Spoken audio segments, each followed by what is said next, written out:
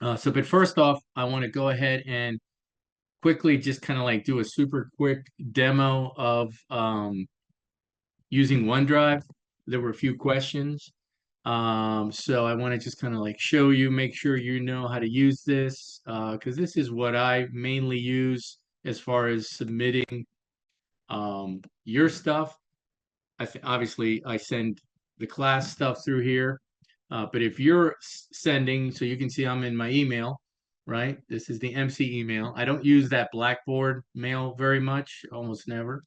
But here, basically, mine, I have a shortcut here for OneDrive, but if you don't have something like that, I probably have it there because it probably added it because I use it all the time. You can also go up here to the top and click on that, and this shows you all the stuff that's included in your, at least most of the stuff or a lot of the stuff that's included in your 365 Microsoft account. And so there's OneDrive, and then once you go in there, and then I've got a bunch of stuff, so your stuff probably may not be as busy. Then you can see all the stuff that you have. For example, if you've got something that you've already uploaded, you could go into My Files and you could see what you already have, and then you can share it. Use a little share button. But if not, if you're going to upload, you're going to go here to add new, right? And then you go Files Upload. You can do specific documents, a folder upload, files upload, etc. Right? So you click on that, and then you just select whatever it is you want to send, hit open, and it goes up there. Okay, and then you give it a few minutes. This is just like shared media, just like any of these. If you've ever used Dropbox, Google Drive, that kind of stuff. Okay, it's just all that online storage. And then once it finishes there, you'll see it in My Files, and then you find it and you can share it right here. If you need to open up, for example, I sent you the Jumpbacks today. So sometimes the folder may have other stuff, right? So I went into here and I sent you the actual folder because it had other stuff inside that folder. So you know what you're uploading. Just go find it and then share it with me, and then when you share, for example, then you just add who you're sending it to in your message, right? But I think everybody probably is good with that. Just wanted to cover that real quick. Okay. Stop share. Any questions on that? No? No? All right. Anybody show up since I took attendance? I think I see John. John, are you here now? Yes, I'm here now. Okay, yeah. Let me know when anybody gets in here. Let's do a double check. Looking for Dickinson, Lawrence, Tahoe. No? Still no? Okay, all right.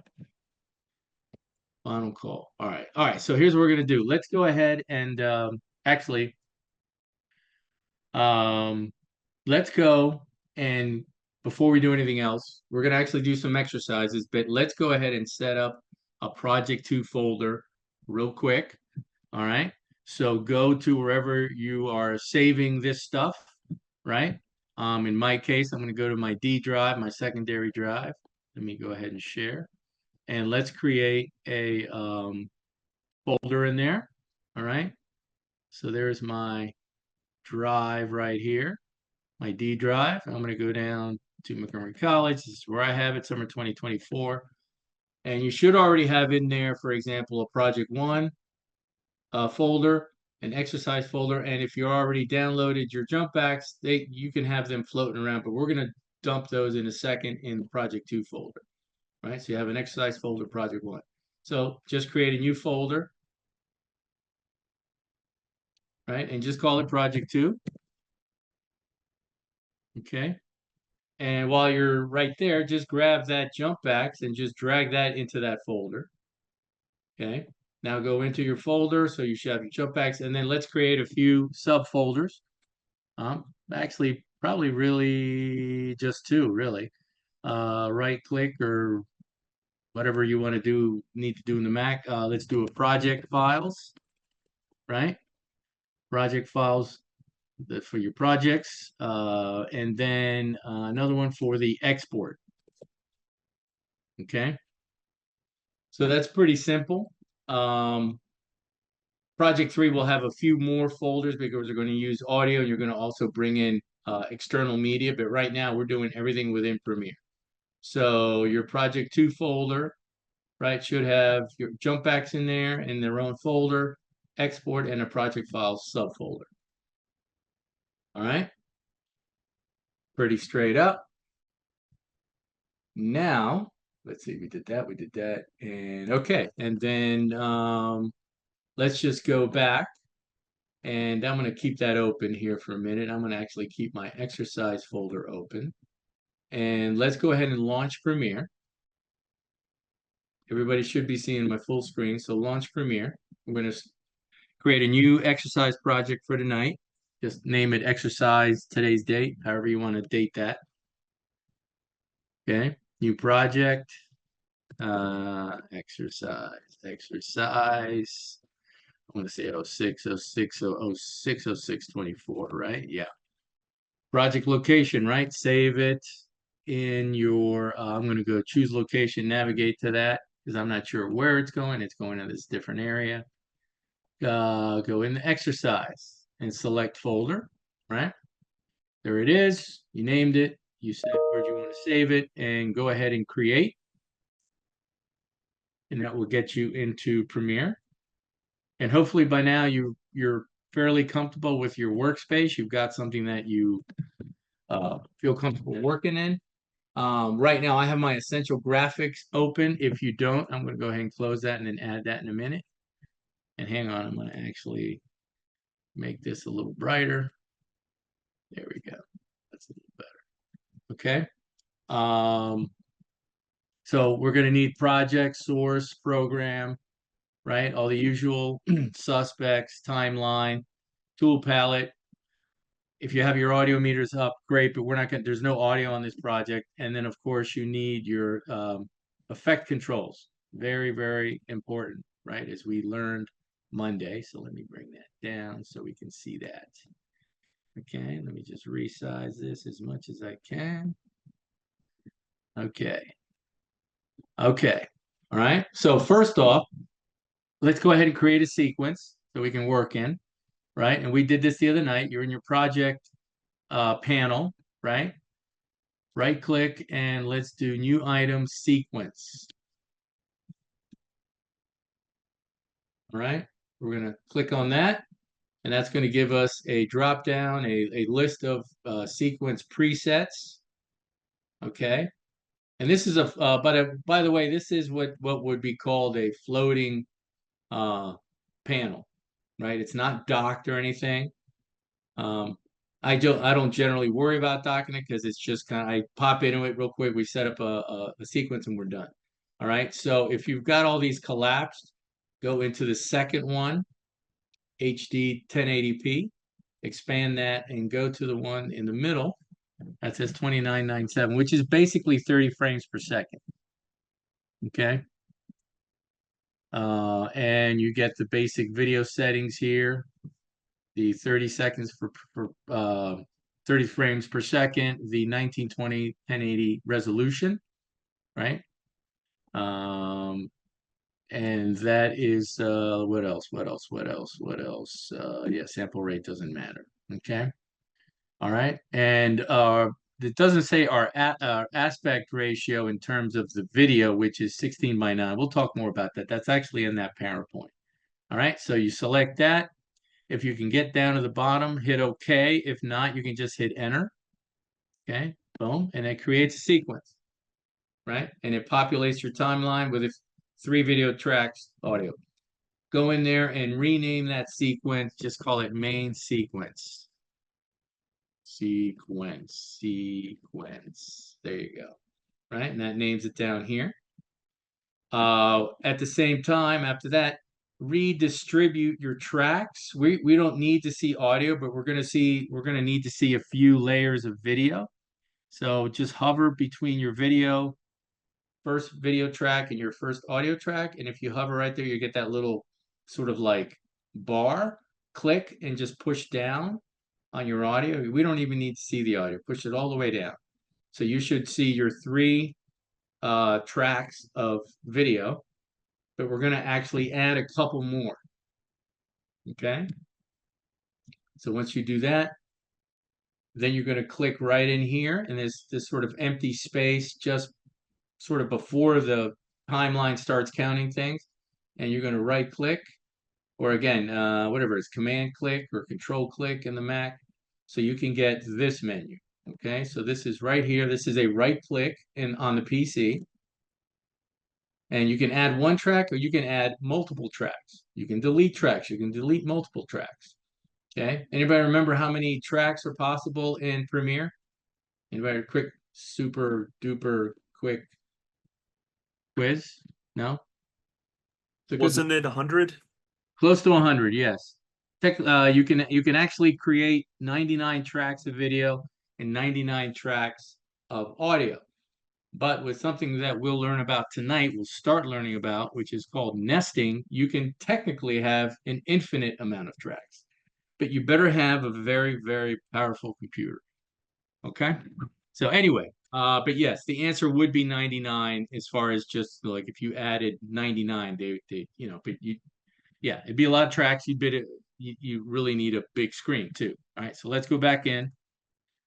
All right, so let's add. Now we're just in Premiere. Okay, right click here, and it doesn't matter if you're video 3, 2, 1. Right click and go to Add Tracks. Select that. This gives you another dialog box. And you can see, again, free floating, a lot of free floating panels because they don't need to be docked. You don't need to like constantly see them. You can add video tracks and you can enter the number and you can place them where you want. You can say after video 3, 2, 1, before first track. Generally, we're adding them after the top layer, which is 3 right here, right? So you can leave that alone. We're not going to really add any audio, so I would just click on that and put 0. Okay. But here on the amount, go ahead and add 2 more layers, right? So we're going to add 2 more video tracks on top of the 3. Click OK. Leave it after video 3. And now you'll have 5. So now you can see 4 on my screen, I can see 4, but the 5th one is kind of like hidden up here. So you can resize the height of these tracks. You can do it 2 ways. You can grab these little rings and slide them up and down, see? And so now I can fit all 5 in there in my small space. But you can also hit Control plus, which makes them taller, or Control minus. And again, this would be Command plus, Command minus. You can make them like super skinny. So you can see I could fit like 10 tracks in here if I wanted to.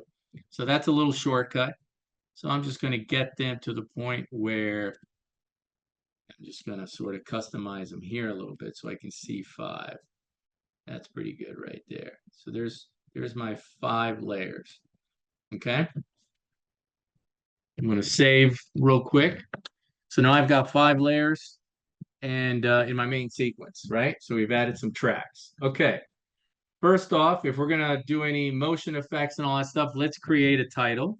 And we'll get a little bit more detail into titling tonight. I was going to cover like more drawing, but I'm not going to get into some serious drawing. I'll do a tutorial over that over the next few days and try to get that posted, by like Saturday morning or late Friday.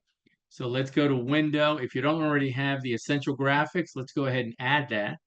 Let's go to Window, right? Where we can add that panel to our workspace. Click on Essential Graphics if you don't already have it, and there it is. I'm just going to kind of resize my panels for a minute.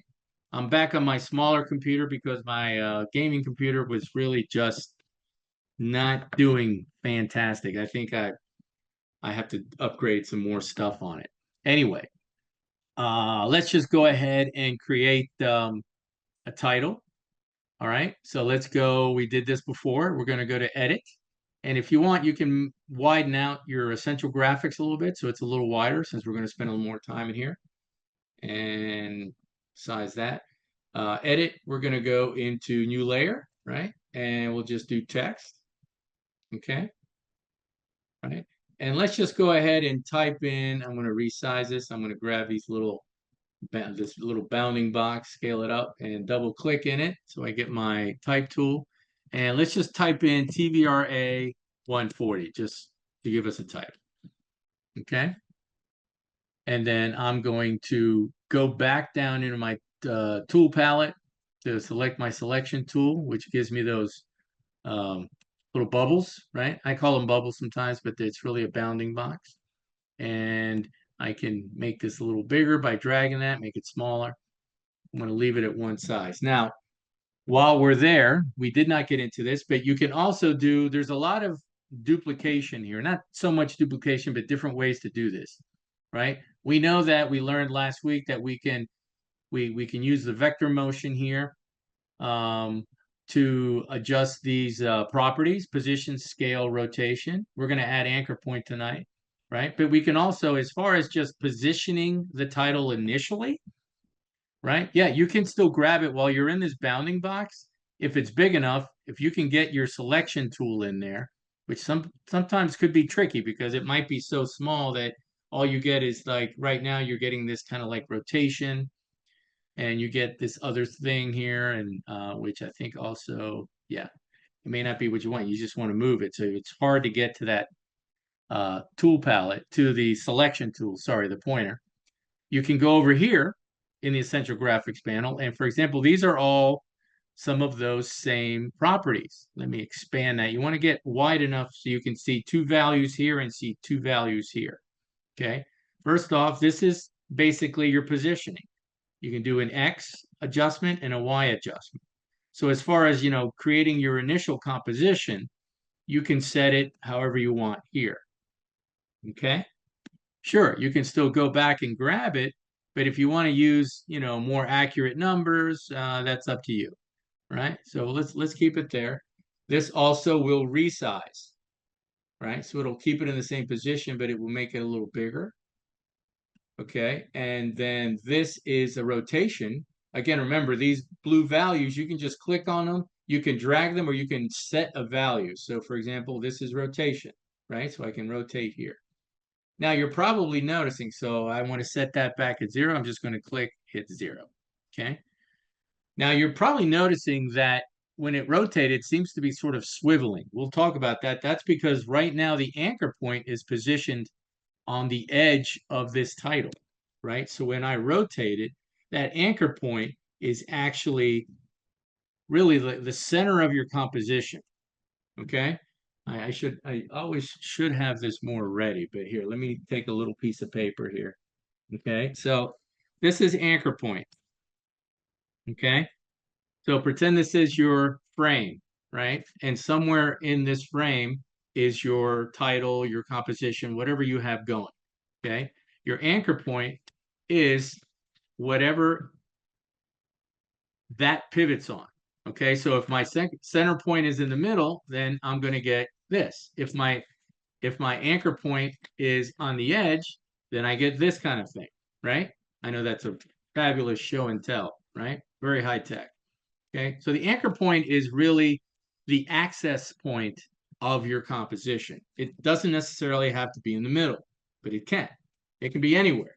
Okay, and we're going to learn about that some more. So let's go back in. Boom, boom. Okay. All right. So let's go ahead and set that, and you can actually set that right here. Okay.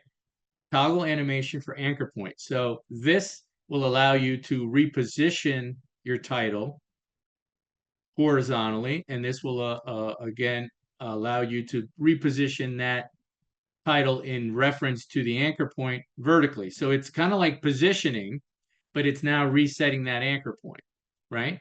So let's go ahead and set our anchor point in the center. So like literally like where the A is, all right? So you've got this highlighted. Come over here to your X axis and just slide that. You might have to like slide and then grab it again, right? And position that right there where the A is, which is pretty, I'd say pretty well centered, okay? Okay, so now that just centered the anchor point within your title. I'm going to actually move it a little bit more to the right. Okay. But now, if you reposition this whole thing, then it keeps that anchor point in the center. So you can still go back because you notice when you adjusted that anchor point, it put your title off on the left. let's say, no, I still want my title in the center, but I want that anchor point in the center. So I'm going to go back to my main position um, properties, right, which affect the title, right? And I'm going to slide that over a little bit on the X, right? And I'm going to adjust that back up. Okay, so now my title is back to where it was, and I reset the anchor point in the center. Okay, so go ahead and get as close as you can to that. And again, this can take a little time. So if you don't see this other Y-axis on the anchor point, you may not have your essential graphics panel pulled out. You got to pull it out a little bit. Sometimes it hides it, right? So there it is. Those are all your values. Okay.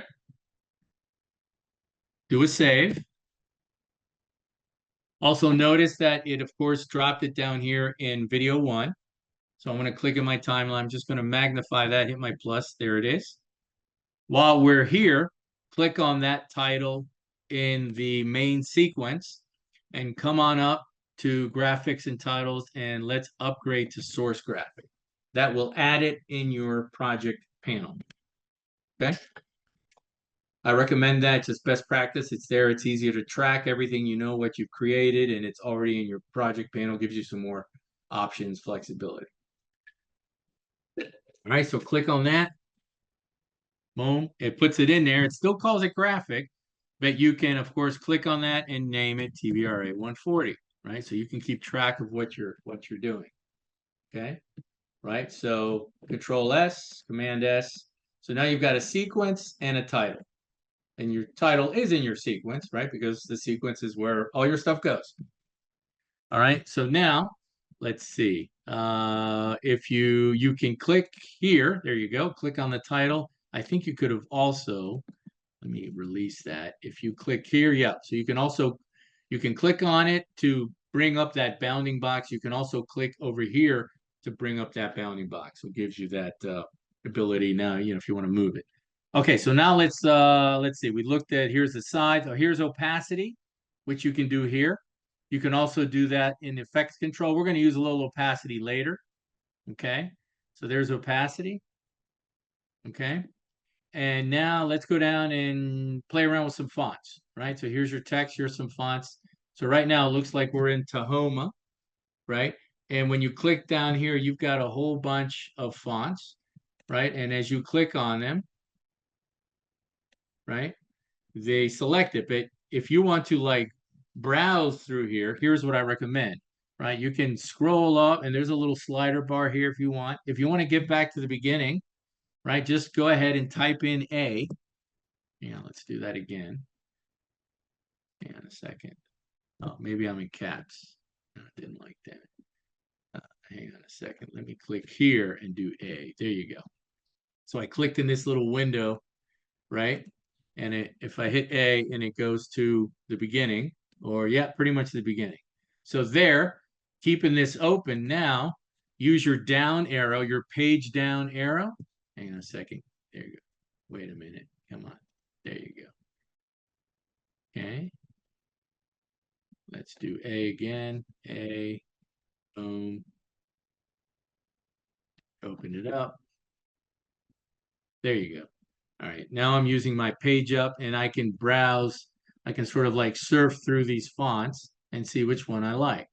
So for our purposes right now, you're going to be able to pick whatever you want on the project, but let's find something that's a little thicker because we're going to, fill it and maybe work with some gradients. So we want something that's a little bit more space on the font. That's not bad. Let's see. Berlin Sans. That's not good. Yeah, it's fine. Something bold, sort of thick.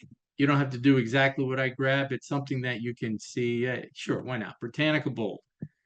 Let's do that. So I'm just going to hit enter and it picks that. And then now if you want, make that a little bigger. You want to scale that up. See, so it's got a little real estate on the face of the font. Okay. Make it about this size because we're going to do something with it in a minute. Okay. All right. Save. Also, I want to bring your attention to something that you've already seen in Project One. I didn't mention it, but now it's really going to play a more important role. And you can, if you're not seeing them, you can turn them on. It's these two, you see these two white boxes that are inside the program panel. Okay, you have this inner box and you have this outer box. These are guides, right? These are margins, these are references for you to be careful with. For example, this inner one is actually known as your title margin or your title safe, meaning when you create a title, because this is also pretty much referenced in terms of television. So we're still, you know, depending what you're creating for them. Right now, we're going to think about broadcast standards for this project, which means you don't want uh, graphics or text moving beyond inside of this inner box. This outer box is what we would call video safe, right? Or the video margin. So that's a larger area, right? Because if you get too close to the edges, depending on the TV, the way it scans, and this, it's kind of changed a little bit because now a lot of televisions are what they call progressive as opposed to interlaced. Interlaced is the old method of having two frames, two fields per frame, right? Which is traditional TV, and bit progressive just puts the entire frame up. Progressive is also everything on the computer, everything online, all social media. That's all progressive. That's why we always, for now, we're exporting in P, right? Anyway, that's what the P stands for. More on that as we go forward. But anyway, the point is, it's a good idea to keep these turned on. If they're not turned on, they're usually, I just right clicked on this program panel, right? I just right click and you can see there's a whole bunch of stuff. You can see that there's a lot of duplicate stuff. Mark in, mark out, go into out, go into out, add marker, blah, blah, blah. There's all this stuff. Um, these should be checked. If they're not checked, then you're not going to see them. So I would recommend best practice. If you don't see them, right click on this and go to safe margins. Boom. Okay. It gives you that reference. All right. All right, so now we've got our title. You don't have to have it selected if you don't want. We know that's the title. Actually, no, I lied. Go ahead and select it so that we get all of these other properties down here, right? We've got the fonts done. So grab your slider bar going down. I know that most of you are probably like, oh yeah, we already got this, but I'm just gonna go through it. Here's, for example, I guess this is a bold. This might have an extra option for this bold. And again, there you go. You can size that as well here, right? But you can see that actually sizes it, which is interesting, independent from the anchor point. So be careful with that, okay? And here's your justification, left align, center. Again, that's going to change your orientation with that anchor point. Okay. And you've got all this usual tracking and this kind of stuff.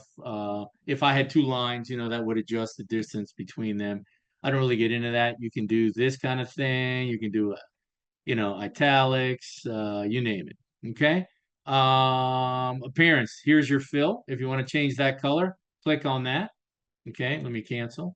Right. Boom. And when you click on something like that, you get your color picker, right? And here you have solid, you have linear gradient, radiant gradient. This is pretty self-explanatory. Pick a color. I'm gonna go with kind of a fun, yeah, there you go. I'm gonna go with that color. Boom, and that assigns the fill. If you want to do a gradient, click on here and go linear gradient. You get two colors, right? So pick that one color and then hang on a second. I haven't done it here in a while. Then the second color, right? You could do, I don't want really want to do red. I want to do like another blue. There you go. So you could do a gradient there. Boom. And it gives you a little gradient, which is kind of nice, right? And if you want to do a radial, then that's going to give you even more options. I think this one, let's pick. Oh, yeah, yeah. You got to play around with this one. This one. I haven't done this one in here. So anyway, let's just stick to it. I'm going to stick to my linear right now. we can play around with that, or you can play around with that another time. So I'm going to do my linear, and then of course you can add a stroke, which is like a, an edge, and you can select that edge, outer, inner. It's going to change the look of it, center, right? I'm going to go back with outer, and you can select the color of that as well, right? Yeah, why not? Let's do a little green. Let's get real crazy. Okay. And then you can adjust the width of that, right? You can go super crazy, just keep it small. You can type that in. I'm going to do 3 just to give me a little panache there. Background, don't worry about background. Shadow, you can add a shadow, but we're not going to see anything because, of course, we're on black. And then there's some other techniques we can get into later. So for now, just you've got some appearance options there. Okay. Save that. All right. I'm going to release that um, bounding box. And now let's go and do some motion effects. Okay. All right. So we did in basic review, and you know what? Just for fun, just to give me some real estate, I'm going to close out this essential graphics panel. There you go. So I got a little more room because I need a little bit more room here in my effect controls, right? And I just that don't ever push that too close because sometimes you won't see um, you won't see, for example, if I turn on scale, it can kind of crowd some information out of there. Okay, so make sure you have a little bit of space there. All right, let me go ahead and deselect that so we can start from scratch. All right, so good, good, good. All right, more motion effects. So since we adjusted our anchor point, let's take a look at that. Right, we did position. Let's review position. Right, position is where it moves on the screen. And what we learned last week was fundamental rule of law. 2 points, different values, right? So let's do a quick review. Let's make this thing move across the screen. Okay. Actually, let's use scale now that I think about it. So forget position. I'm going to turn off that little stopwatch, right? And I'm going to go to scale. And we are going to leave this uniform at this point. Okay. And let's say we want it to go from small to big, right? All right. Well, this is how big I wanted to get it. So let's say I want this to happen over about 2 seconds. So I'm going to go forward about 2 seconds and I'm going to leave it there and I'm going to add a keyframe because now I don't have to reset that later. If I do my first keyframe first and make it smaller, then I have to create that keyframe and add it again. So if I'm already there, go to that point where you want it at 2 seconds, add a keyframe and leave that value alone, right? So now we're going to go back to this first keyframe and set that value. And again, to reiterate, you got to be really careful. You could try to drag it there and you'll get, oh yeah, I'm on it. I'm sitting on it, but you're not actually not. Because when you're sitting on the keyframe perfectly, this little, the actual keyframe, sort of icon will be lit up. That's why you want to take advantage of these. Go to next, go to previous. So let's go to previous. Now you're sitting on that keyframe, right? Even if you move off a frame, it looks like you're sitting on a keyframe, but it's not lit up. Use these guys right here. This is how you magnify in here. You could magnify that section. You can see you're off by a frame. Okay. So this is very exact, right? And boom, there I'm jumping on the second keyframe, jumping on the first keyframe. All right, so let's set that first keyframe. Let's just set it to 0. Boom. All right. So now when you play this back, right, there you go. You've made an animation. You've made basic movement from 0 to 100. Okay. From 0 to 100.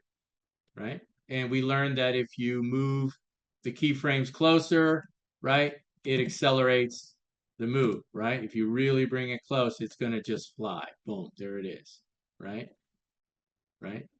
And then we could add other keyframes. So let's put this back around 2 seconds. Okay, so that's a review, and we would do the same thing with position, but only in position you have the X and Y, right? Horizontal and vertical, right? And the rotation lets you rotate. Speaking of rotation, let's now apply a rotation here. But before we do that, let's use this second keyframe on scale. Boom. Let's turn on rotation. Okay. right? Let's leave that there. And then let's actually, let's go back, I'm sorry, to the very beginning, right, of the timeline and add a keyframe there as well for rotation. We're not going to change the value yet, right? Right? But now turn on your transform tool, right, which is right here, actually, and jump to that second keyframe, jump to that second keyframe, turn that on. And now you can see the frame, you can see your bounding box on the edges of the screen.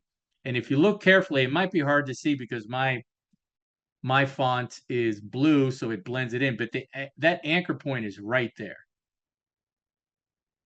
right? So it's right in the center.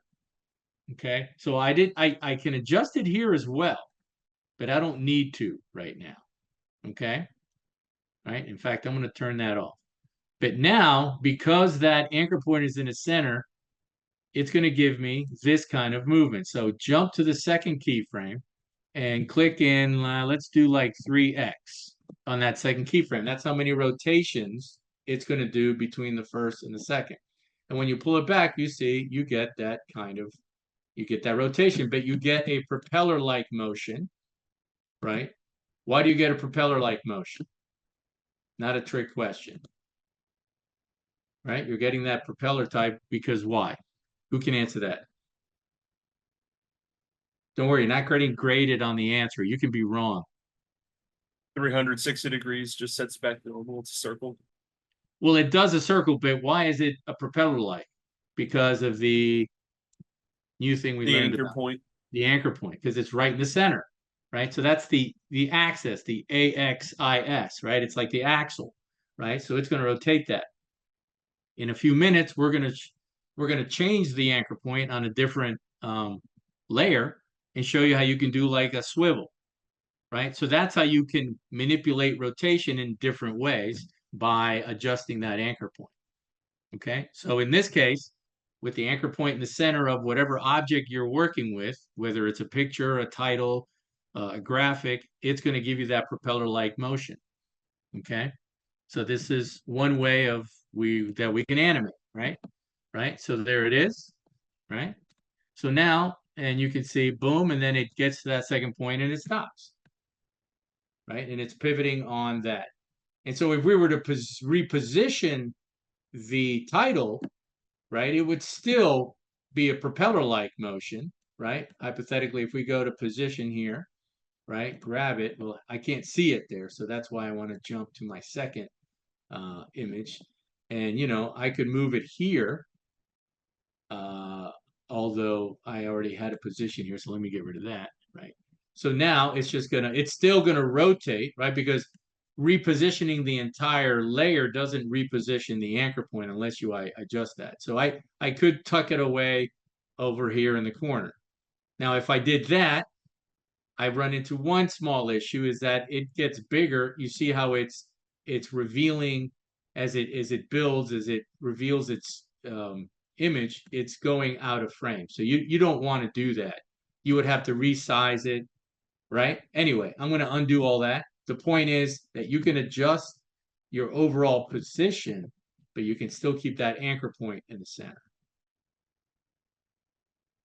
Okay? So now I'm going to show you another one of the nuances of this effects control panel. Right? I showed you last week that you can right click and you get other options, right? You can right click on any keyframe, right?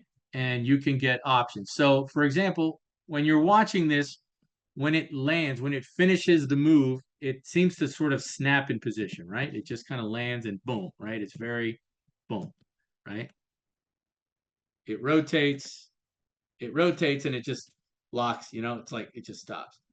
Let's say, okay, maybe you want that. Sometimes you do, but let's say you want to smooth that out. And this is where you get into some of those additional options on that keyframe, which is really nice. It can make your work look very smooth and professional. Again, it's a matter of opinion. It's a matter of style. It's also what you're going for, right? Because on project 2, you're really now trying to create a mood. You're telling a very basic story, a 30-second story, and everything that you're going to try to communicate has to be reiterated or supported by your design, your colors, and you can make something feel a little funnier, make it look a little sadder, make it look more somber.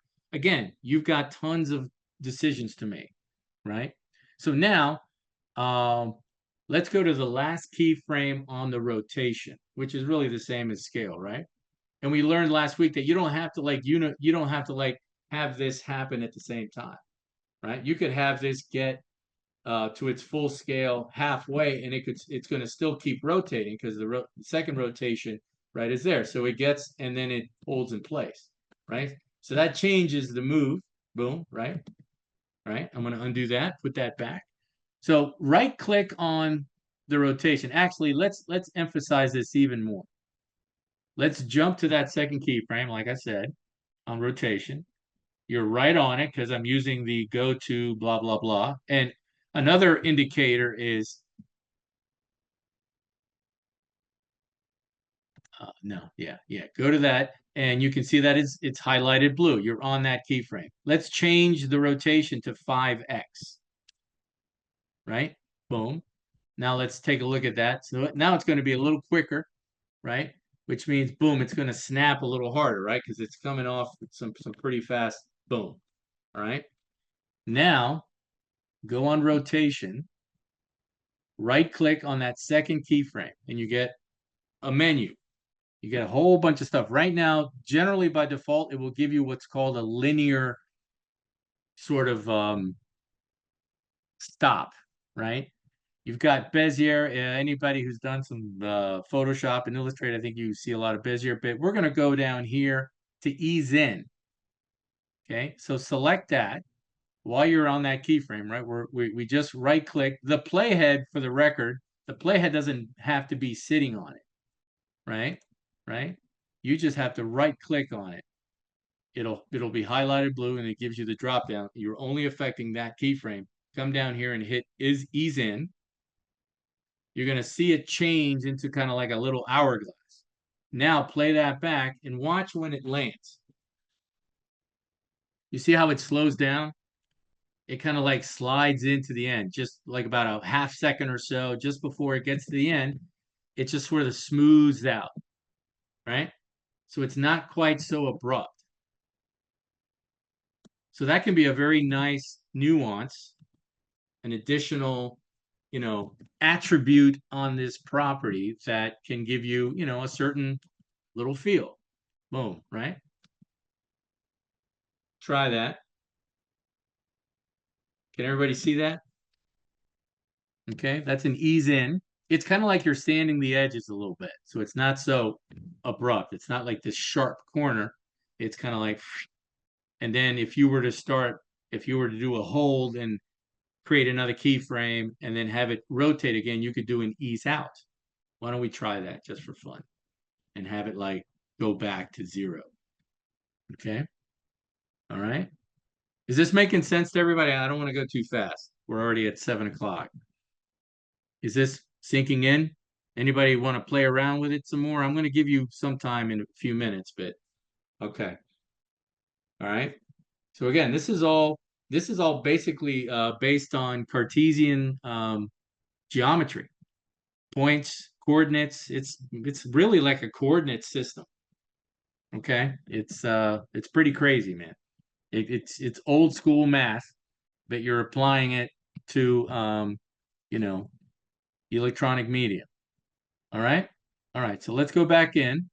So now you could see how that. So we've adjusted anchor point. We can see how anchor point can affect the rotation if we want like a real propeller like, and then we get to that point and it right and it stops. Now there's no other keyframes beyond that, so there's no more information. Okay. We're gonna get through this and then jump forward. All right, so let's go to this last keyframe. And remember how we can advance the playhead 2 seconds just by using the time code, because this is time code. This is all time code, right? Right here, it's sync. Click on there and hit plus 200. And I keep using the 2-second example because it's part of what the requirement is on your project, right? All right. So go ahead and um, hit add a keyframe on scale and add a keyframe on rotation. Let me make sure that's going to work. Right, right. So because I have the same value on these two keyframes for scale, both at 100, and also rotation is at 5x, and that's still at 5x, it holds steady. If I were to change this second one, say I were to do 6x, then it would actually, that instruction would tell it do 5x here and then do one more, right? So yeah, if you wanted to do that, right, that's how you would do it. But you can see it kind of hesitating. And you may want that little sort of, move, right? Maybe while it does that, you come in here and you make it, anyway, I don't want to get too complicated. Or why not just do 6x? So let me jump back on this second keyframe and put that back at 5x because we want it to just sit still for a minute, right? So it comes up, TRA, blah, blah, blah. Okay, so now for the rest of this, we're going to bring it back down to 0 and have it rotate back as it goes down. I'm kind of running out of time down here, as you can see. I'm going to magnify in my timeline. But we're going to go ahead and extend this. Let's extend this to about 6 seconds.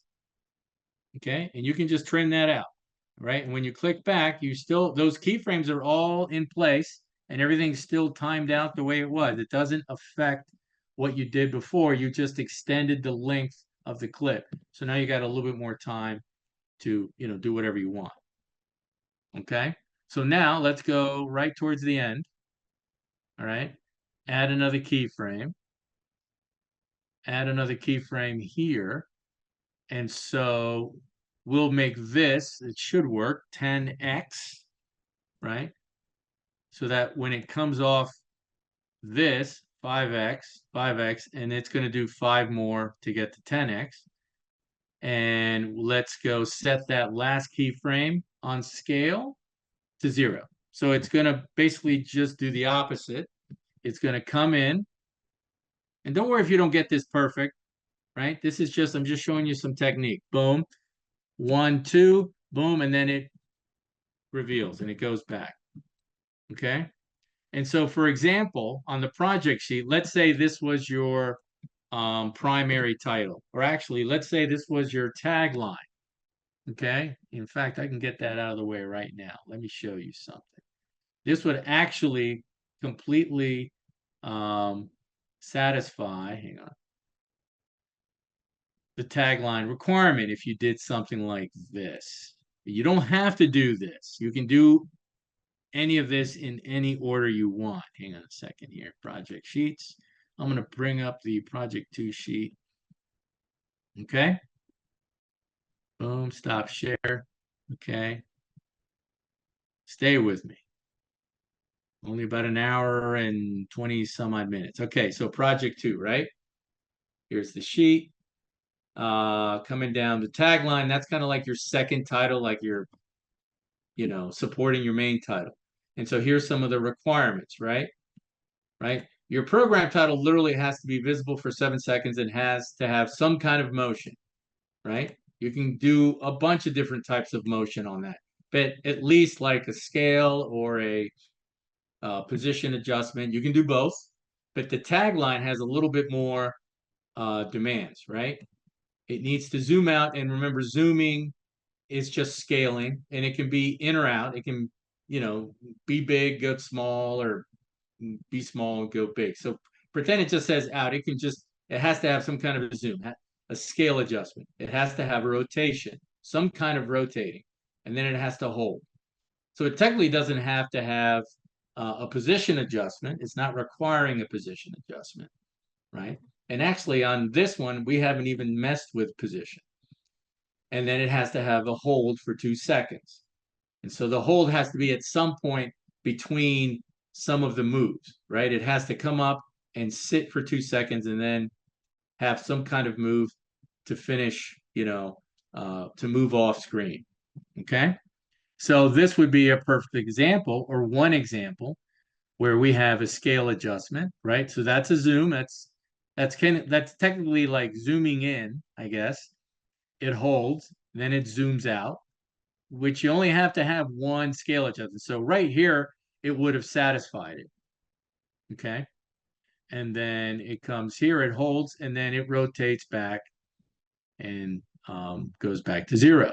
So right here, you satisfied the scaling and the rotation, right? And then you have it hold, and then from here, instead of it rotating back, if you don't want, you could just add a position keyframe up here and just have it, and then add a second one here and have it just move off and not even having a rotation. So again, that's a few examples of that. But I'm going to show you a rubric later, a sample timeline that's on Blackboard that will give you an idea of what Project 2 can look like. All right, so anchor point, blah, blah, blah, rotation, and ease in and ease out. Oh, what I was going to do this. Yeah, we're going to do one last thing. Okay, so let's see. It comes here. Let's see if it's, yeah, it because I copied this keyframe here, it's also giving me kind of like this, you see how it kind of like, when it starts to spin, it's a little smoother, right? It doesn't go too quickly. If I were to change that to linear, see if you can see the difference, right? Right, so it comes in, and then you see how it just sort of pops, boom, now it starts moving, right? But when you have that ease in, or I could actually do an ease out, because now it's starting to move, right? So it's going to look similar, right? Nice and slow, and then boom, and it kind of winds up and goes out. Professor, we can't really see your screen. Oh, my bad. I forgot to go back into Premiere. Sorry, my bad. Let's go back. Let me show you that again. Okay.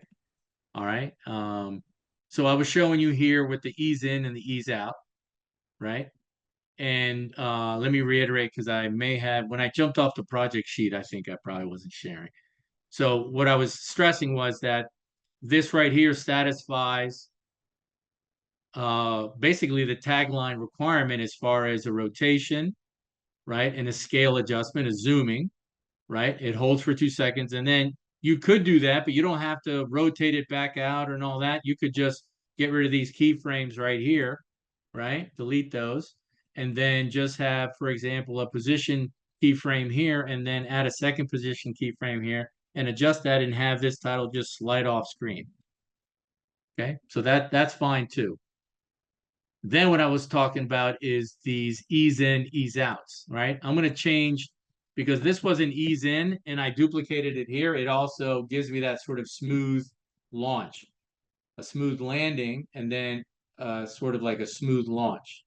I'm going to convert that back to linear, and you can see the difference. It's going to be much more of a sudden sort of turn. Boom. You see how it just kind of pops? Boom. It just starts spinning, right? But if I go back to this, and I'm actually going to do an ease out, because now it's starting again, a little bit more specific, right? And it sort of winds up again. See? So everybody see that difference? With the linear, which is like boom, it just starts spinning. Whereas the ease out, it's kind of like, it kind of like winds and then starts spinning. So it's a little smoother launch. Okay. Again, it's nuances here, folks. Editing is a lot of nuance, rhythm, pacing, right? Okay. So that's that. Working with that, we did a little font, working with the titler. Let's go ahead and click away from this. Move your playhead down the road. Let's create now. We'll do a very basic drawing, right? Which is going to challenge me, sort of. Just kidding. And then we're going to adjust the anchor point so we can get more like a swivel feature, right? We're going to readjust that anchor point, okay? And we'll get a little bit more very basic understanding of how to use some of the shapes in there, okay? And a reminder, and I'll reiterate this again, everything for this project except the Jumpbacks has to be created in Premiere, okay? So the titles, the fonts, any shapes, anything you draw has to be done in Premiere. I know there's a lot of people who have those skills in Photoshop and Illustrator and design. We can't use them here.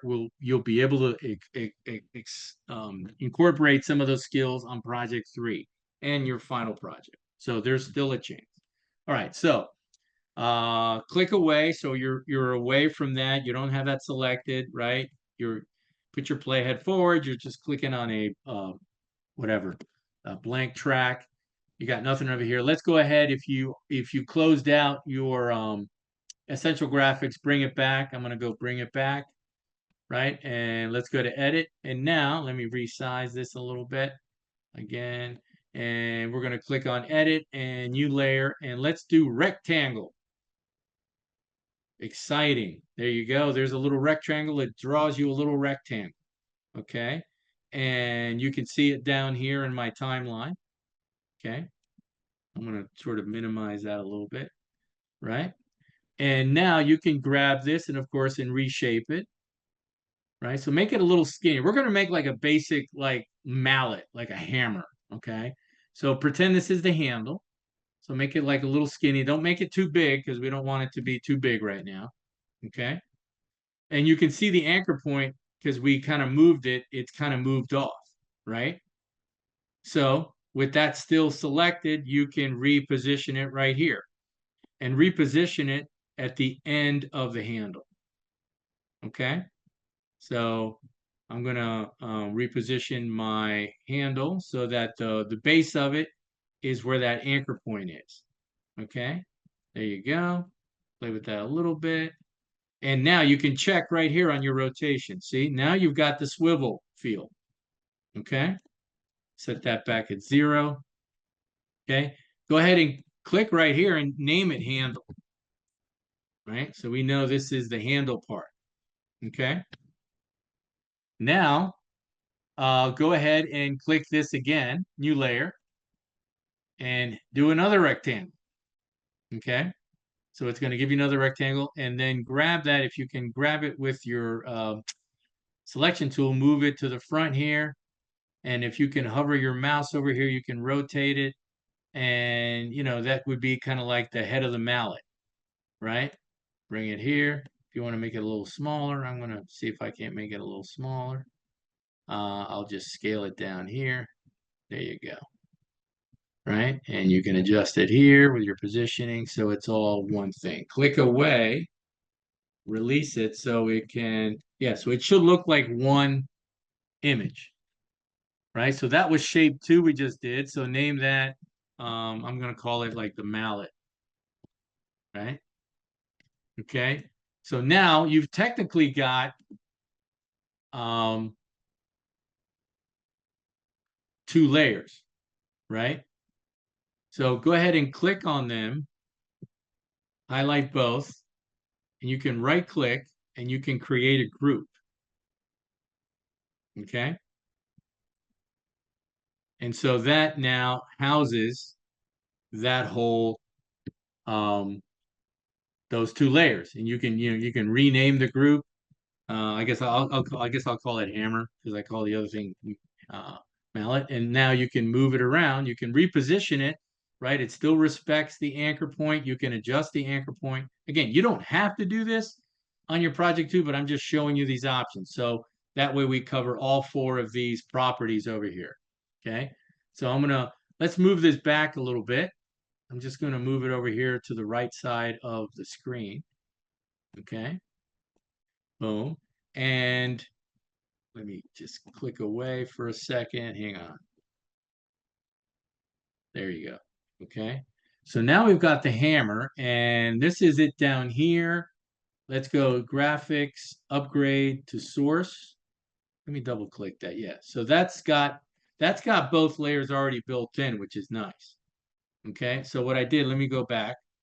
Right. This is it right here because I still had that selected and it added that second layer to that. But here, it's nice to be able to group it into like one folder, so it's kind of like one layer.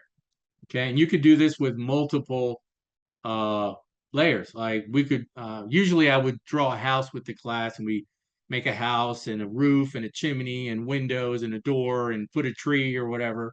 So you can do, you know, with some of these shapes. And you have a rectangle, you have a ellipse polygon, and then you can, with the pen tool over here, you can do some more creative stuff.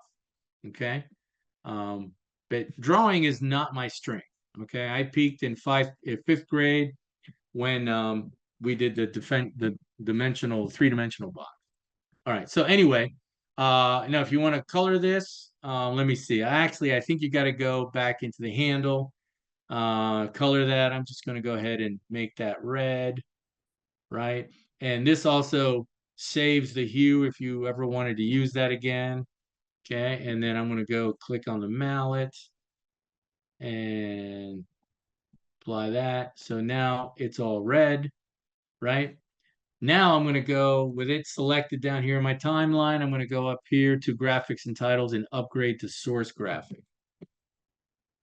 Right, so that will add it into my, we'll add it to my project panel, and I can keep track of it, right? Okay. Professor, I don't have that option to upgrade to source graphic for this one. Really? Okay, click on the actual graphic in your timeline. It should be highlighted. When you do that and you go to graphic, you don't see that? It should be, I see it, but it's grayed out for some it's reason. grayed out. Yeah. Okay. Even when you did on the first title, which was just No, I worked for the first title. it worked for the first title. Let me. Okay, hang on a second. Let me see something here. Did you it worked for the first title, but when you click here, when you click on this down here in the main sequence, do you get, for example, do you get both layers? Did you group your Yep. mallet and your handle? Yeah. Got them grouped. Okay. Click here. When you All right, click now here, it's up there, I think. try maybe highlighting here. It comes See, up. that doesn't give it to me yet. And when I click here, it pulls it up here. It's highlighted in the timeline. It should give it. Did you say you're seeing it now? Yeah, I'm seeing it now. Okay. All right. So did that work? What we're doing here? Yeah. Maybe you had this selected and maybe you had that selected, and it doesn't give it to you. Yeah, yeah. So you just want to.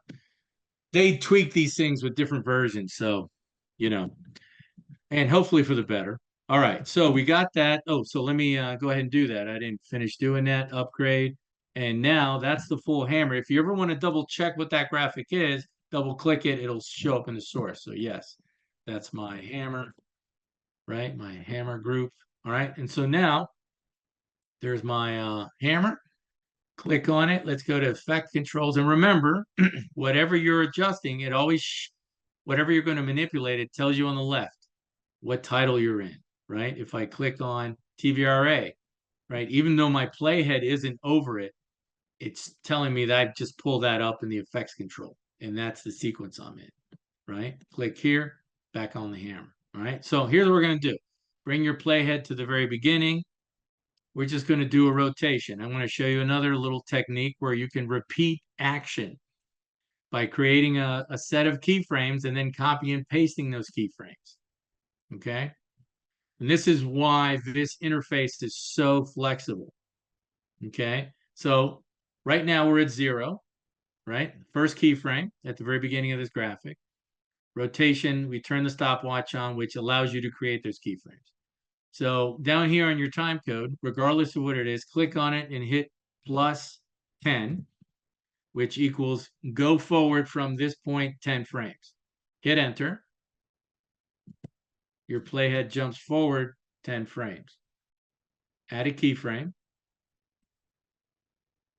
Enter the value 90, just 90, which would be 90 degrees. And when you hit enter, of course, it's now, hang on, something's wrong here. Hang on. I'm going to just leave that first keyframe. Hang on. I need to see. I'm going to double check. Oh, yeah.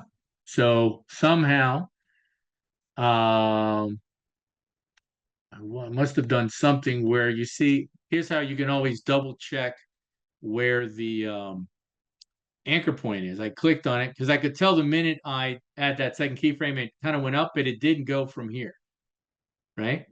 So let me jump back on that first keyframe. So turn on your vector motion, which is, we're calling it the transform tool. So you can see somehow that got adjusted where the anchor point is not at the end. So let me reset it here. Okay. Oh, that's size. Sorry. Here it is. Oh, but that's positioning the whole thing. Okay, it's over here. Right. So I can reset it here. Let me get the, I must have done something there. So I'm going to reset the anchor point so it's sitting right there on the edge. So you want that to be there. Okay. And now you can reposition this within the larger frame, right? So there's two compositions, right? Put it right about there. There we go. Okay. So that now that's set. Okay. So now there's my anchor point. And whenever you hit that anchor point, you see that little sort of box off my selection tool. That's telling you that's your anchor point. Okay. So now we're on the first keyframe for rotation. Go back down here to the time code, hit +10, which is going to say 10 frames. Enter. It jumps forward 10 frames. Add a keyframe. Now type in 90. There you go. Now it's doing what we want it to do. All right.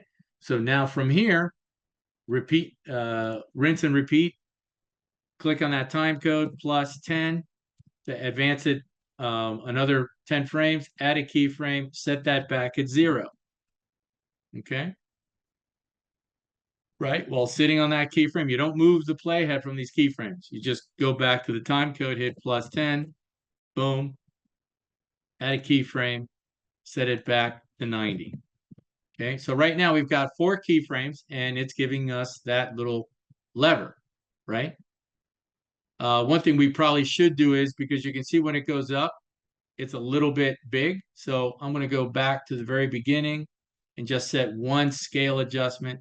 I'm going to make it like 85, just a little smaller. And yeah, that's fine. We'll go with that. It's a little bit right on the edge of that title safe, but I'm not going to go crazy with it. So now we want this to continue for the, several seconds. So what you can do here, right? Your first keyframe is at 0, second 90, fourth is 0, 90. Now copy them all. You can move the playhead out of the way. Click and just drag around them, and you highlight all 4 of them. You don't want to do a Control A because that's going to include scale, right? So here you could just click and just drag your mouse, and we used to call this lassoing, right? It's selecting just that section, right? And if you want to, you can magnify that little section, right? Let me see. Can I use the that doesn't work. Yeah, doesn't work. I was using my shortcut keys, right? So there they are. Move your playhead. I just magnified them. Click, drag. They're highlighted. Hit Control C. You could also right click and do copy. Go back to that last keyframe. Hit +10, right? Now Control V, boom, you paste all 4. Go back to that last set. You've already copied once. Now you just need to paste, but you need to position. So you want to, if you want a consistent pattern, consistent intervals between the 0 and 90, this is what you would do. If you want to vary it, then you can spread those out. So I'm going to go +10, and you get the idea. Control V. And now when you play that back, it's going to give you that motion. But you didn't have to create every single keyframe. You get the basic motion, and then you can create that. So there's the anchor point, right? Again, I'm showing you some fundamental rudimentary techniques that you can apply any way you want.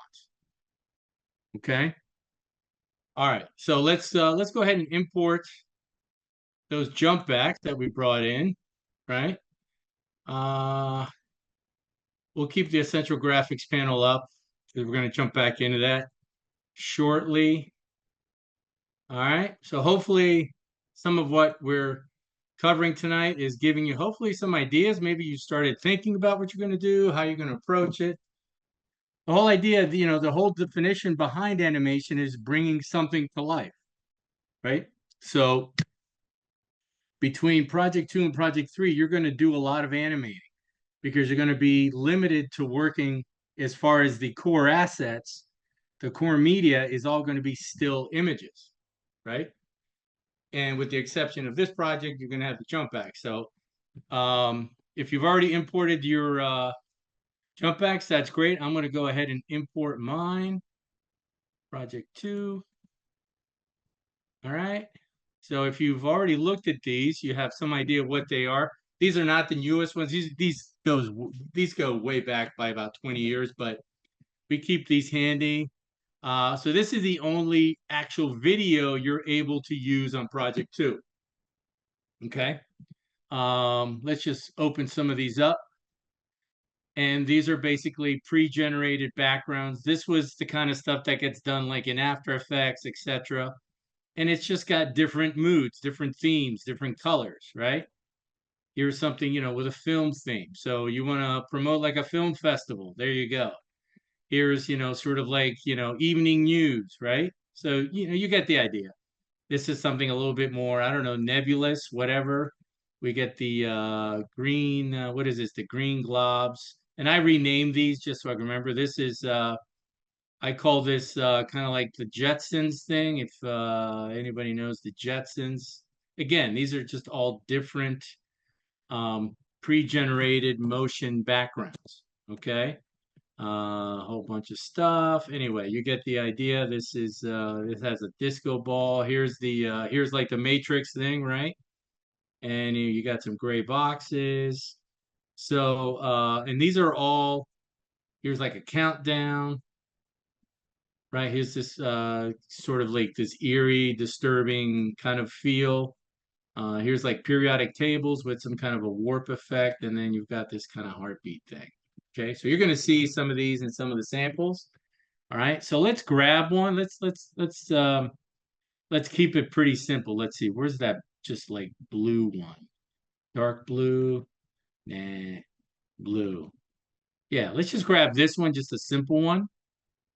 Okay, it's as far as the name, it says JB086 blue, and it's this one. Just grab that, and if you look, you can see how long this is. This lasts 20 seconds, right? So it's just kind of like this loop, 20 seconds. Bring it down and put it on there on video 1. So this will always be more of a background, which means it's going to sit on the lower layers, right? You don't want it on top because you're gonna see the title. Okay, so this is usually going to be on 1, but you can combine these, and I'll show you that in a minute, along with some other things. So for now, let's just have the jump back. And so now, I'm going to actually increase the height of my tracks for a minute, so you can kind of see a little poster frame. If you look at in one end at the very beginning, it's got like a little white sort of dog-eared corner, and it's got another little white dog-eared corner at the end. So unlike our titles, which are endless, these are finite. I can't trim these out. I can make these shorter, but I can't extend them anymore beyond their actual length, which is the deal with video, right? All of these titles and graphics that we create in Premiere are endless, right? Not only are they allowing you to create vector images, but they're endless. They don't have an end. You decide when they end, but video has a finite end, and so that's how you can tell on these things. You've downloaded the Jumpbacks class. Make sure. Wait, was there a question? I thought I saw a question there for a minute. I thought I saw. Yeah. What? As far as I think it was a download question. I just double click in the project panel. Right. You can also do this. You can right click and go to. I'm sorry. There it is. Import. That's 2 ways. You can also go up to File, Import. That's 3. And you have a shortcut Control I on the PC. Control I will open that import, and that would be Command I on the Mac. Okay, so we've got our title here. So you might be thinking, actually, let's do something. I lied. Let's go ahead and delete this right here for a minute. It'll be easier to demonstrate this. All right. Okay. Let's go ahead and duplicate this sequence. Okay. Like right click right here in your project panel. In fact, let's take another step here. Let's organize this a little bit. Okay. Let's create some bins, and we'll create our sequences in a bin. Our titles will be in a separate bin, and then our jumpbacks will have, they already have a folder, right? So let's right click, new bin, and call that sequences. Okay, this is a good habit to get into. Okay, you won't have too many on this project, and then take your sequence and just drag it in there. See? And then when you expand that, it sits underneath it. Okay, now, and when you double click, it should go in. Now, that can also depend on your preferences. Sometimes it opens like a separate panel. But hopefully we're all dealing with the same preferences. Those can be changed. Right click, new bin. Let's just call this titles, right? Right. So let's take the hammer and the TVRA in there, and it just cleans everything up. See, now you've got a nice clean project panel. This is part of that project management that I emphasized, on day one in the syllabus, right? All right. So now we're in sequences. Open that up, right click on your main sequence and just hit duplicate. All right. And it's going to give you a copy. I'm going to click on that, and instead of copy 1, I'm going to type in V2. Okay. So now you double click V2, you've got two sequences. Right now they're identical, right? But now go back to your main sequence, close that out. So now you're on V2, and just go ahead and highlight this, or you could do a Control A and delete. Just get those things out of there. Okay. So your original sequence is still preserved, no big deal, right? And you can have multiple sequences open in the timeline, which is beautiful. Okay. Oh, I closed the wrong one. Main sequence 2. All right. So now grab this background, this jump back, right? And drop it in and bring it up to the center. This is what I wanted to do at the beginning. I wanted so you could easily count. You can see it's about 20 seconds. Now, let's say, okay, well, the project says it has to be 30 seconds. And you don't have to, by any chance, you don't even have to use these jump backs. It's not required. You're going to see some examples where people didn't use jump backs. Okay.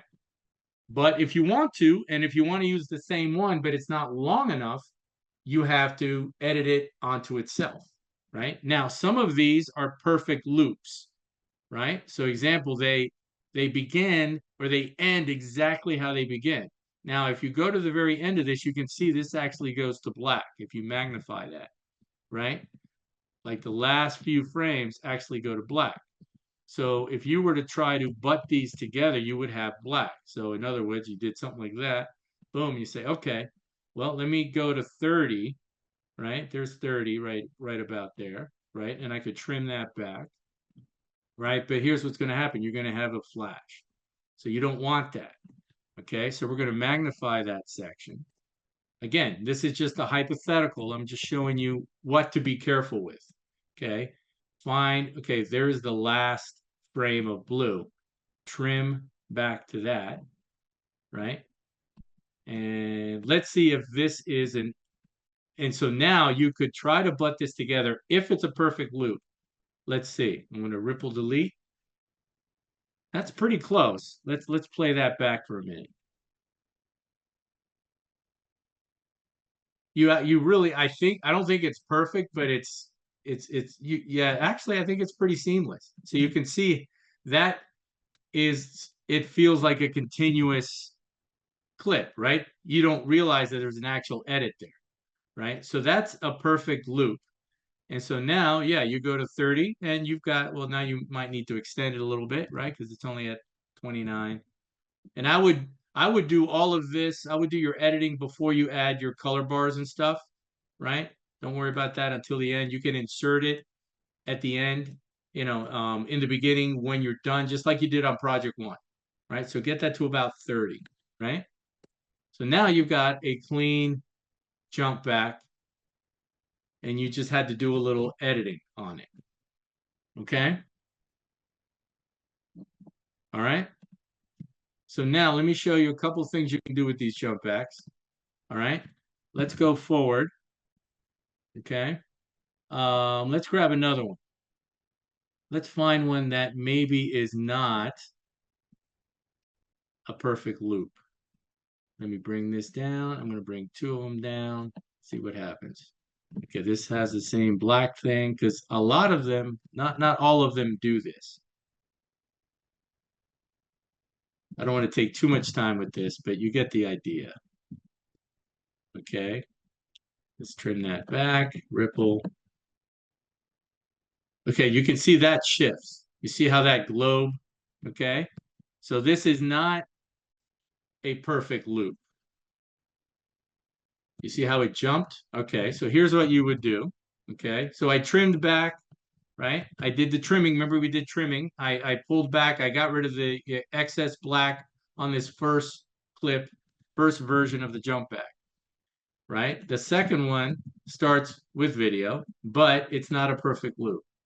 So if you wanted to continue this through 30 seconds, right? Right? Let's say this is about 30 seconds here. So you trim that back. Let's say that's 30, but you want to clean that up. See, because I can see that's an edit, right? So here's what you would do. And this is where a dissolve could come in. And I'm going to just show you this one time.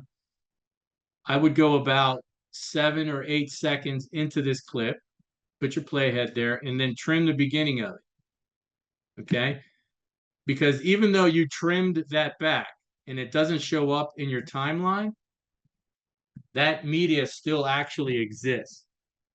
And what you need to do is, when you do a dissolve, that media has to be long enough to allow you to do the dissolve, because the dissolve goes back to film where you had to stack 2 pieces of film together. And so if it was a 15 frame dissolve, you had to have 15 frames outgoing and 15 frames coming in when you did that dissolve to make it clean. Okay, I'll get more into this. I think I have some tutorials that you should watch. So I trim that back 7, and this is the next frame. If I go forward, is going to be black. Actually, no, like the next one. Okay, so I don't want that to be there. So I'm going to trim this back, and then I'm going to trim this back another 7 seconds. And you can see how I'm trimming back. You see that white window? Make it about 8. Gives yourself an extra frame, right? And that's how much you've shortened it. Let go. Do a ripple. Now it's going to jump, but now you can put a dissolve on there, and you're allowed to use transitions. So all of these transitions, we didn't really get into them too much, and there's just so much to cover.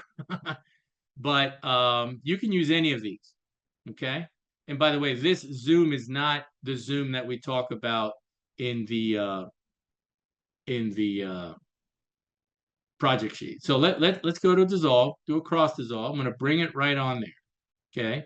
Remember, by default, it's going to give you like a 1 second. So double click on it. It's giving me 25 frames. Type in 15, enter. So now you'll get a change, but it'll give you just a much more subtle transition, right? So that's okay, instead of it just jumping. Okay. And you can also, here's another use of the effects control panel. Click on that transition and open it up here, and you can see it right here in the effects control. The very same window where we were also just looking at the keyframes. And you can see that I've got enough media here, I got enough media here. This is showing you 3 things. It's going to show a number of things. And there's 3, hang on a second. I just lost that. Okay, there it is. I'm going to click on, magnify that, click on the transition. There's 3 properties for a transition. Okay, the duration, right? 15 frames a second, 2 seconds, whatever. The type, which is over here in the project panel, right? These are all the types of transitions, dissolves, page peels, slides, wipes, and we can demo some of these real quick. And what's called the alignment.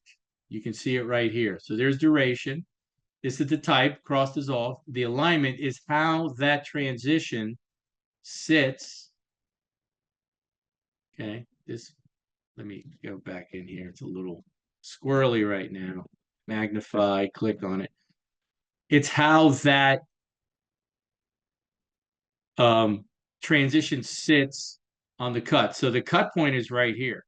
So this is pretty much, this would more or less be a centered transition. It's slightly custom, right? And you can change it here. There's a center transition, okay? Which is fine. It's pretty good, right? And so if you were to do a start at the cut, that means it's going to pull that video over. But here's what happens.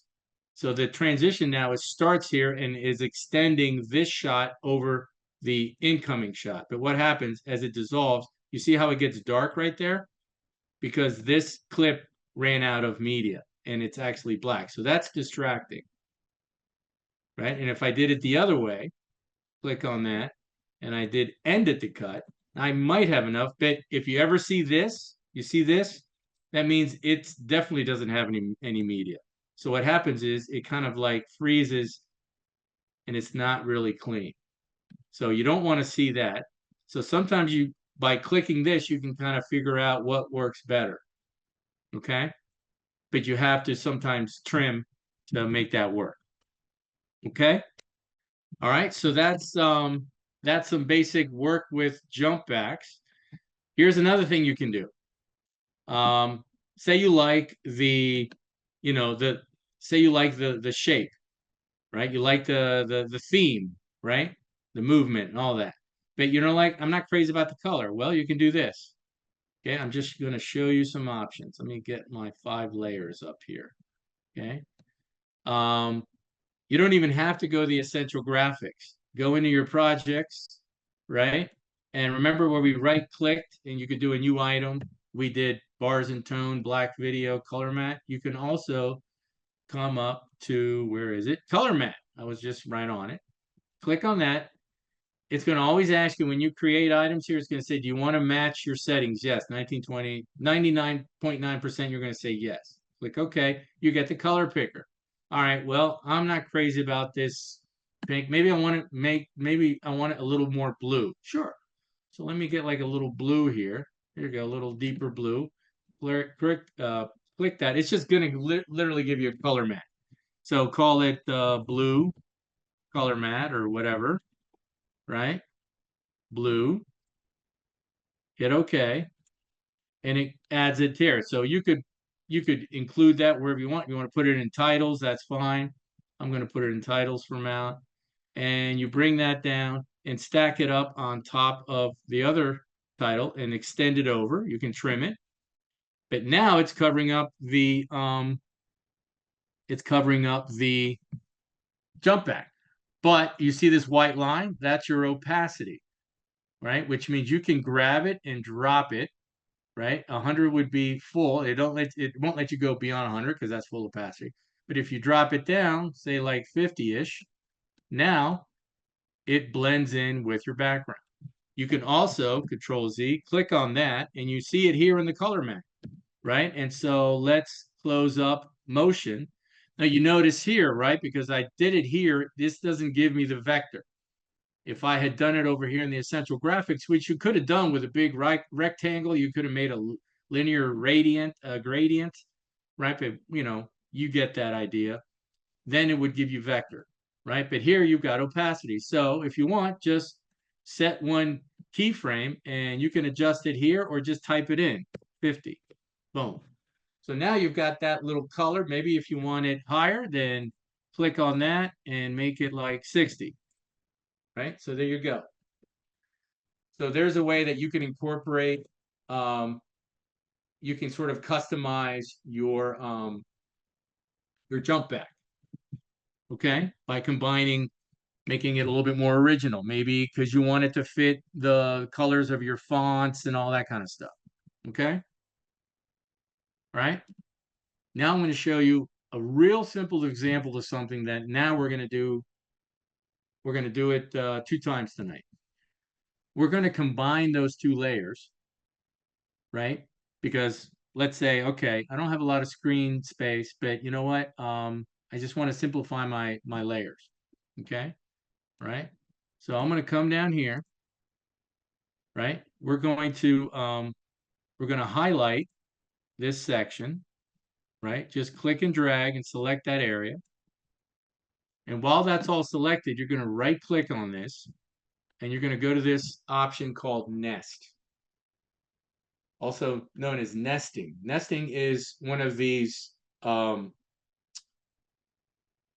techniques that you can extrapolate endlessly. You can do some amazing stuff. This is going to be a very simple example of this, right? If you click that, it's going to give you another dialog box, and it's actually about to create a separate sequence of these 2 layers. But in this main sequence that we're in, it's going to compress or combine those 2 layers into one. So let's call this, I'm gonna call that jump back nest, right? Or jump back blue nest, right? So you name it, hit OK. In your actual timeline, it does this, right? It sort of consolidates it, not consolidates it, it collapses it, so to speak, into one layer. But it also gave you that it preserved those 2 layers over here in your project panel, right? And so if you double click on that, you see that's a sequence. You double click it, where'd it go? It's here somewhere. There it is. Okay. It's still here. It just kind of repositioned, right? So it's all intact, right? You didn't lose it, right? But you can also do this. You can also double click it here and it opens it up. So that is a beautiful thing. That lets you, for example, well, now you've got 3 more layers and you have sort of, preserved a little space, and it's just easier to deal with that. It's not like 2 layers. And if you were to do a transition, it would only be 1 layer as opposed to having to do the same transition on 2. Okay. All right. So let me resize my tracks. Now I'm gonna show you another example of this nesting, and we're gonna incorporate it on top of this background. Okay. Let's do a quick save. Now let's go back to Central Graphics. So let's say you're thinking, okay, I have this title for my whatever advertisement, my piece, and it's got like 3 words in the main title, but I would like each word to be separate. So let's say hypothetically, you're not committed to having all those words in that main title being one title. Say you want to make those each word a separate title, like a separate layer. You can do that. And you can do some interesting motion with that to build it, to basically reveal it in your project. So here's another example of something you could do. All right. All right. Let's go into Essential Graphics. Right. Just go ahead and keep this on top of the jump back for now. Right. And that's a good thing to do because as you type, you can kind of like start composing. Although I'm not seeing my title margins. So I'm going to right click. There they are. Boom. Give that. I want to make this a little bigger. Let's go to edit and type in new layer, click select new layer, type in. Well, now it's going back to the old, it's defaulting to the font I had, which is fine. I'm just gonna keep it there, right? But you could change that and do it whatever you want. Okay. So here, let's just type in actually, you know what? I am going to change that because you can't even see that. So that's one of the things you want to think about is am I going to be able to see what I'm even doing? Is this going to work with this background? It's a little tricky to see. So I'm going to go ahead and change. I'm going to get rid of that. I'm just going to go with a solid color. Let me just go with red. I'm not going to do a linear gradient. I'm just going to do a solid color. Just give me like red or something. Okay. Okay. There you go. And I'm going to put a stroke on that. I'm not going to put a green stroke. I'm going to put like a black stroke. There you go. And maybe make that a little bigger. There you go. There you go. That's fine. All right. It ain't art. Okay. Double click and type in the. Okay. Boom. Select. Go ahead and just leave it up there. Okay. And now what you've got it here in the timeline. Select that in the timeline. Let me close this. Go up to graphics. Oh, let's try it again. Boom, there it is. The timeline has to be active. Select that title. And go to, now it's not giving, oh, because this is highlighted. I think this can't be highlighted. Right. It can only be highlighted down here. There it is. Upgrade. Okay. And then type in the. So we're going to type in the big show. Okay. I'm going to put that in titles. In fact, I'm going to open up titles and keep saving. Now click away in the timeline. Get away from that title. So it's released. Come back up here. New text, whatever, new layer, text, and type big. Okay. Big. Okay. There it is. All right. Click away, click down in the timeline, upgrade, call it big. And the next word is show. Right. So release it down here in the timeline. Just put your playhead, move it over. Come over here, text, and type in show. Right. Okay. There it is, show. All right, so I've got that and selected here. Timeline, go to graphics title, upgrade, show. Okay, so now you've got part of a title, the big show, but we're going to build this separately. So this is the, so move this to layer 4. I'm going to magnify this section a little bit. Let's magnify that section. All right. And let's see, big. Let's move that underneath. You're going to stack it together so you see them at the same time. We're going to reorganize how they sit. And then grab the show on the bottom. Okay. So you see all 3 of those layers. Okay. So let's go ahead and extend it by a few more seconds. Add like maybe 3 more seconds to this.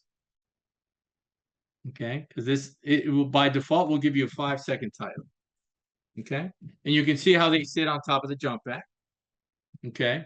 So first off, let's click the, and let's just use this vector motion thing to kind of like position it. Yeah, let's just put it there. Okay. Let's go ahead and turn on the position thing. We'll just play with position on this. Go down to big, and you can see, again, you can see how it highlights. Turn on position. Okay. Grab it here. Oh, sorry. Vector motion. There's big. Might have to make that a little bigger to make it fit. Okay, and then show, right? There's show. No, click on it again. Oh, sorry, that's the bottom. There's show, position, vector. Okay, so I'm going to sort of position this. So do the best you can with this. There's big. Turn that on. That needs to be a little bigger. Let's make it a little bigger. Oops, I made it smaller. Hang on. You got to be careful sometimes here. Vector. I'm just going to scale it here. There you go. Okay. And then do that however you want to do it. Okay. So there's the big show. Click on the. So I'm clicking on all these separate layers. Okay. Let me go back to show. I'm going to move that over a little bit. Maybe make that a little bigger. So it looks like it's fitting in with everything. You see how I'm clicking back and forth, show with scale. Okay, so I think that still needs to be a little bigger. Now you can see, remember earlier I said don't have this area too small. You can see that my attributes, my actual values for position are kind of like jammed up against the keyframes and the go-to keyframes. So expand that. That's what you want to be careful of. You don't want that to be all sort of overlapped, right? So yeah. So in this case, now I've got my title, so I'm going to actually make that small so I can use this space, make my timeline. Okay. I'm still not happy with show. I'm just going to make it a little bigger, like 109. There it is. And I'm going to bring it down so it lines up with that and move it over. All right. So I've technically have a title comprised of 3 separate layers, right? Okay. So say you want to bring this in. Well, you've got 3 layers. Here's an idea, and this may be fun. It gives you this is where you would get some brownie points. You would be using layers. You're using animation on all these separate layers, and then we're going to incorporate a nest technique, building on what we just did with the jump back. Okay, so let's say I at some point want this to build and land right here, right at about a few seconds into the story, right? So, all right, well, for every layer, find that point, right? Leave your playhead there, add a keyframe at that point. So I call this is a little technique, I call it chaos theory, which is a little bit of a play on an old theorem. Not that I could explain the original theorem. If any of you are science people, you would be familiar with it. I forget who came up with it. We're going to sort of reverse engineer the movement here. We're going to find the end point, and then we're going to decide how it all begins. And then it's all going to come together at the end. We kind of did this last week. Again, these are just different techniques. We'll be covering more techniques as we go forward. All right, so top layer, which is that's the endpoint. Leave the playhead there, click down in your timeline to the next layer, which is big, add a keyframe at position. You notice the playhead doesn't move, which is really nice, right? Then go back down to the last layer, show, add the keyframe there. So right now, each layer has a keyframe at the exact same point, which means this is all these 3 layers will end here. Now, we'll go back to the first keyframe. So let's see, where do we want to bring the in? We won't make it too crazy. Let's just have it come in from the bottom, right? So you can adjust the Y if you want. Let's just do that. Bring it down because I want to keep it real straight. So you could do vector and pull it down, but then it might get squiggly on you. It's whatever you want to do. Okay. I'm going to bring it in from down here. Okay. Big, right? I've got a first keyframe there. Let's bring in big from the left. So I'm going to adjust the X position, and I'm going to position it off screen at the very beginning. And then show, right? I've got that first position keyframe on show, there it is. Let's say I'll just bring it in from up here, right? So now it's going to build and it's going to wind up in the same spot because that endpoint is set. So here we go. So there we go. It comes in, boom, and it lands, right? So let's say, okay, I like that. And you could do something crazy. You could have it really squiggly. I'll show you some other things in a minute. That's coming in, boom. So let's say, okay, I want that to happen faster. No problem. Let's just move the playhead earlier. Let's cut that in half. Okay, right? So we'll go there. I send the playhead on that keyframe. I'm going to go back down to the second layer. The playhead is referencing, right, that new position, that new second position keyframe. Go back down. Now on big, I'm going to move the keyframe on that playhead, right? Lower layer, move that keyframe on that lower. Now it's going to be faster, right? It's going to be quicker. Boom, boom. So of course, if you want to do all the nuanced stuff, right? You wanna make that like an ease in. right? Go ahead and do an ease in on each layer, right? And it'll come in, hang on, interpolation. By the way, interpolate, does anybody know what interpolation basically means?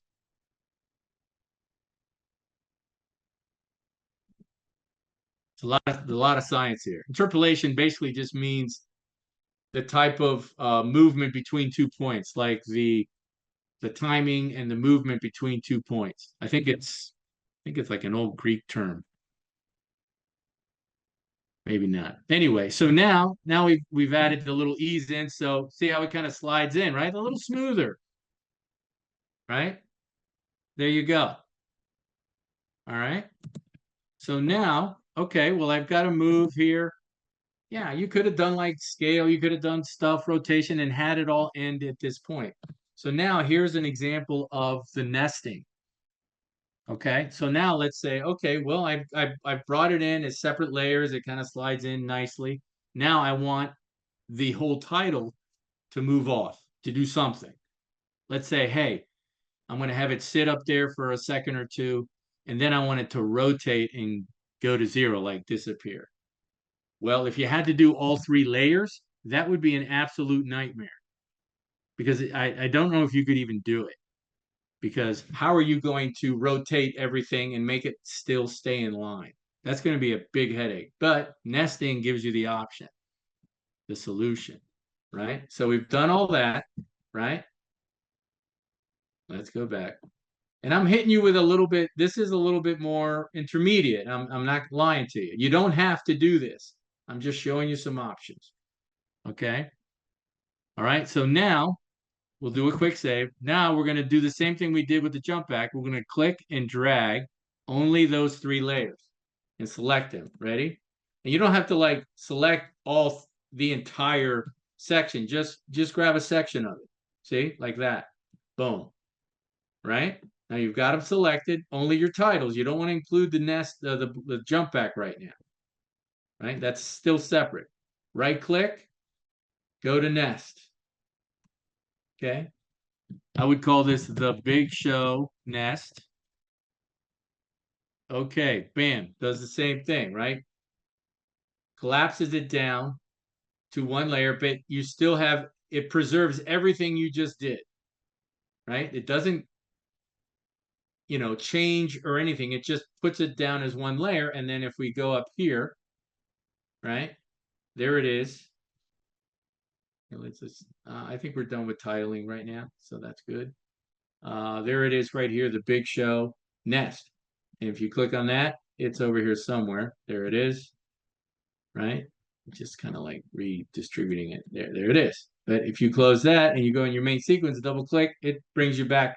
So everything is preserved. And if you needed to make it longer, here, you can see this got a little dog-eared thing. So you can't extend it here, but you can go here. And if you needed to make it longer, you could extend it here. And so you go into the nest, and then here you can see you can make it a little longer now, as long as you made it in those layers. See? So it preserves those layers, right? And now, here's the fun part. It comes in, boom. All right, let it sit for a couple of seconds. I'm not going to really time it perfectly. And now you're dealing with just 1 layer. See, here it is, motion. At this point, right, they come in, 1, 2, boom, sits there. All right, let's add a scale keyframe, a rotation. First off, let's see. Yep, perfect. So it is, let's actually see. So the nice thing is, yeah, the anchor point is right there in the middle. So you can check that. Now this is just motion. This is not vector, but it's still doing the same thing. Okay. So you've got a keyframe there for scale. You got a keyframe here for rotation. And now from this point to the end, go towards the end, add a scale adjustment, add a rotation adjustment, and do like a 5x, right? And now it treats it as 1 layer, and then it's going to start spinning it out. Oh, I didn't change the final scale to 0. Let's make it 0, and it's going to disappear, right? So there it comes. So it comes in. Boom. All right. It sits up there for a couple seconds and then it rotates and it goes away. Right. And so if you wanted to do that whole ease out, you could do the whole ease out on the rotation and it applies it to the entire nest. Right. See, so you've combined those initial keyframes with those layers, but now you can only treat this as one layer, which makes it much easier to do that sort of thing. Okay. All right, so that's nesting, which is an extremely powerful technique that you can use in so many different ways. It's getting hot. All right, so how's everybody doing? Is that resonating with everybody? Anybody getting any ideas, sparking some juices? Okay. Again, as usual, I will try to get this Blackboard thing up tomorrow, and I'll dig around if I have other nesting tutorials, which we're gonna keep incorporating this in other projects. Okay, so we did that. We did that. All right, so now I think that's probably good for technique for tonight. We'll take the next 15 minutes or so to go and review a little bit of project 2 and talk about what we're looking for everybody to do and look at some samples. Let me show you. Well, I showed you earlier an example of how you would satisfy the tagline in the project sheet, right? So let me show you. Hang on a minute here. Let's keep this open. I'm going to show you. This is actually on Blackboard. So let's just go to Blackboard for a minute. Okay. Okay, let's we don't need that open. I'm gonna go to Blackboard. Hang on. Gotta go to Blackboard. Okay. Blackboard. Go to our class section. Okay, courses. Boom. Course content, right? Project 1, project 2 materials. We'll talk about that in a minute. I think project 2 video tutorial. So this is some of the basic motion effects we talked about. Here's a titling thing. This rubric, as it says, this short 4-minute tutorial provides an example of what your timeline might look like and breaks down each layer where you can see the relationship between your primary title, tagline, and other elements in your sequence. Let's open that up. Okay. And I think I talked through this, don't I?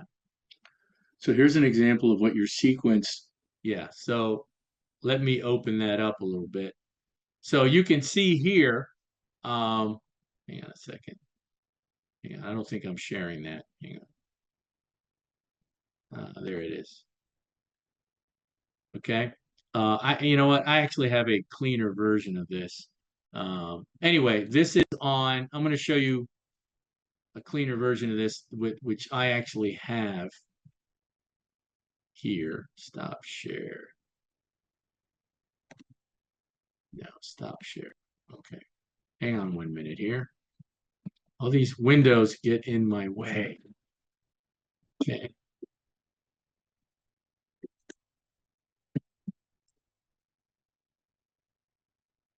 So anyway, I narrate this and I show you what you're looking at the different layers. Let's close that out, and I'm going to find this here because I have this in my actual. So here's an example of what your sequence could look like. For this is the project 2 rubric that I showed you. So now we're seeing this in the timeline. Okay, so I'm just going to scrub through this, just got rendered. So anyway, so you can listen to this on your own, but what's happening here is I'm showing you, for example, this is like an example of a project 2, right? So you've got the program title. You can see the program title right up here, right? You can see that it's up, even though the sheet says it only has to be up for 7 seconds. You can have it up it has to be up for a minimum of 7 seconds. You can have it up for 20, 30 seconds if you want, and then you fade to black, right? So you've got to meet the minimum requirement on the project sheet, okay? Right? So that doesn't mean if you do 6, then you're not going to meet that requirement. If you do 15, you're great, right? All right. And so you can see here, I keep grabbing that playhead, which is wrong. So there's like this is an example. There's my program title is TVRA 140. My tagline is best editing class. It looks a little small here, but you can see it on the screen, right? And so you can see how that comes in.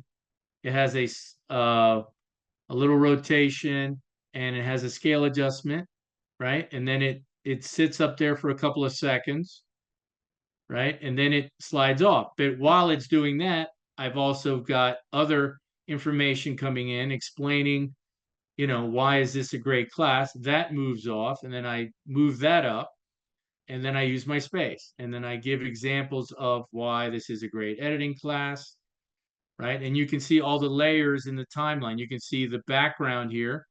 I didn't use a jump back. I just used like a color mat and just kind of kept that up. So that's all up all the way. And then this is up as long as it needs to be. You can see I'm using about 7 layers, right?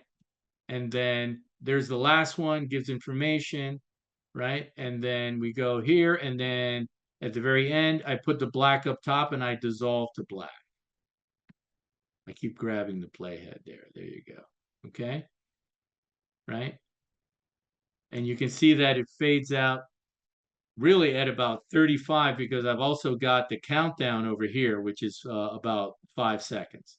Right. So I would add the countdown at the end, like do an insert like we did on project 1. You do everything else. So you want to come up on your jump back, right? Or your background, right? Have that come up, keep it up for about a second, and then bring in your titles. Okay. So this is like an example of kind of like what it could look like. Okay. So that is on Blackboard. So for example, if you wanted to do something, let me get my color mat. That was in here, color mat, right? So there's my color mat, right? Right. So you click on it, you go here, you click on scale, and you deselect the uniform. And then you also get a scale and a height. And so you can make that into a bar. You can make it really thin. You can make it wider. You could make it shorter, You can do anything you want. And you can keyframe that, if you wanted that to start, small or something and get bigger, then you can do that, Again, you can animate anything here. See? So anyway, that's a quick basic use of that deselecting that uniform scale. You could do that with fonts and stuff, but anything you draw, etc.